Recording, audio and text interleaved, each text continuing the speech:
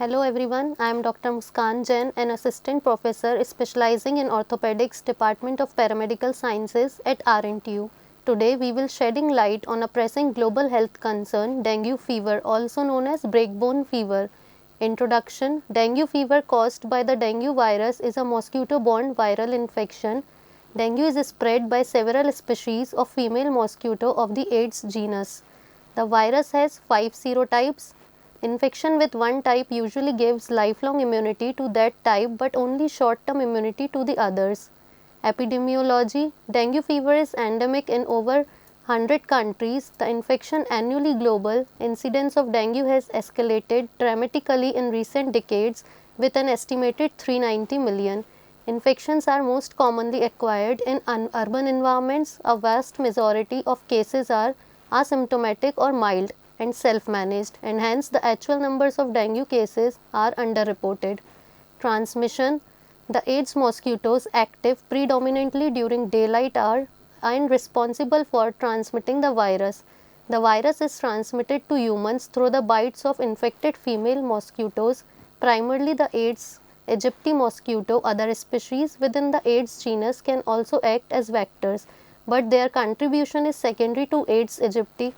So the transmission is कि if anyone is infected person and uninfected mosquito is bite to the infected person, then it is spread by the mosquito to the other persons.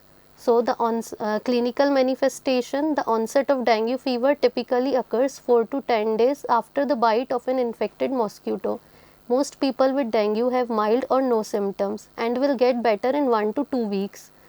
Rarely, dengue can severe and lead to death. An alternative name for dengue, breakbone fever, comes from the associated muscle and joint pains.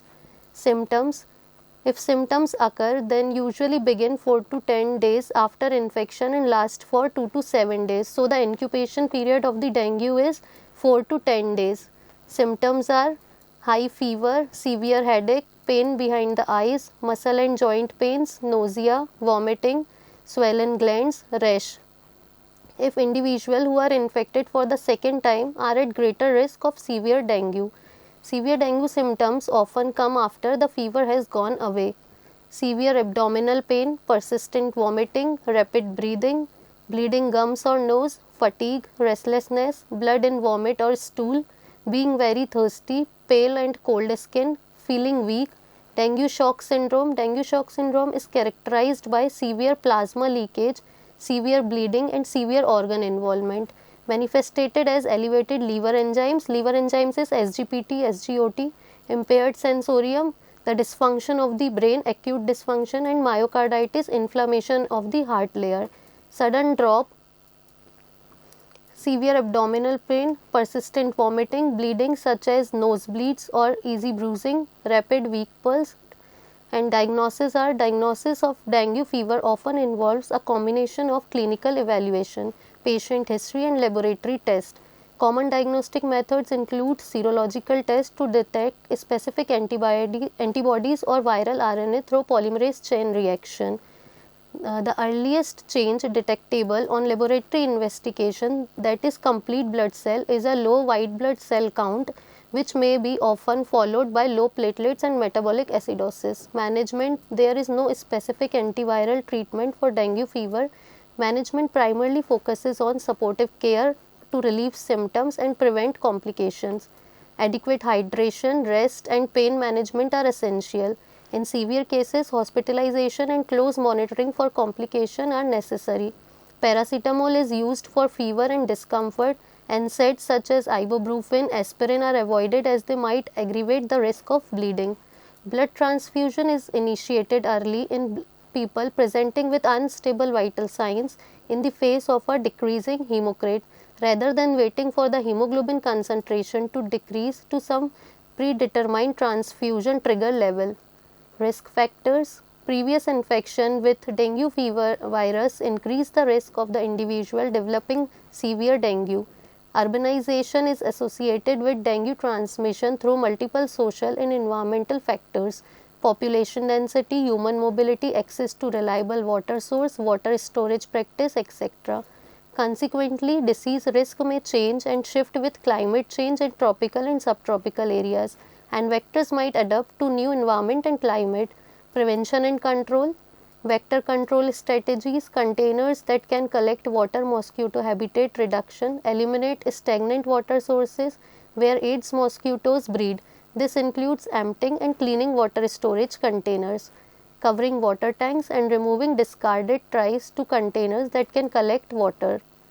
Insecticides and larvicides. Use approved insecticides to treat standing water to containers that cannot be emptied, and apply larvicides in areas with potential mosquitoes breeding sites following safety guidelines.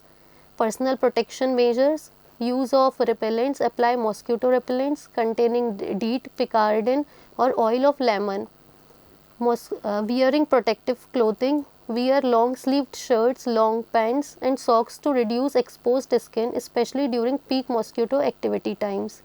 Mosquito nets and screens. Use mosquito nets while sleeping and ensure windows and doors have screens to prevent mosquitoes from entering living spaces.